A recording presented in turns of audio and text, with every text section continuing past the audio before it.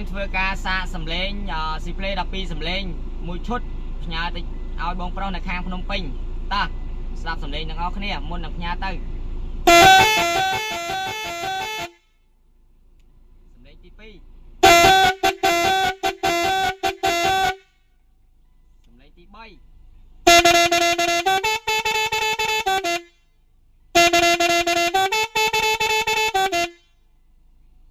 សម្លេងទី4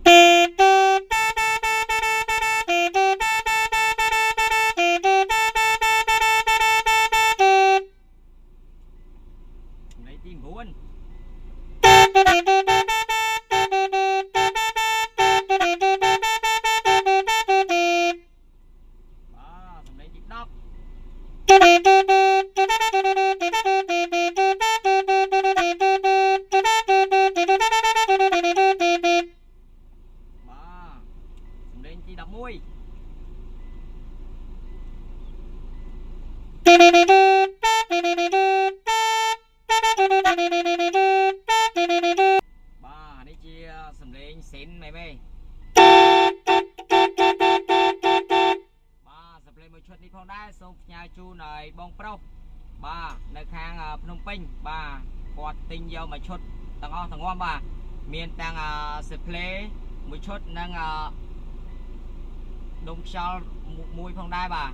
ផ្ញើទៅភ្នំពេញបាទបងប្រុសចាំយកនៅភ្នំពេញបងបាទអាវ៉ាន់នឹងផ្ញើទៅជូនបងបាទសូមអរគុណបាទមេនេះអាវ៉ាន់ដែរមេកំងហាងកូនចៅឥឡូវកូនចៅយកមកដល់ទីតាំងកន្លែងផ្ញើហើយនេះបាទមានដូចជាធុងខ្យល់មួយហើយនឹងសិផ្លេ12សម្លេងមួយហើយនឹងផ្ញើទៅខាងភ្នំពេញបាទ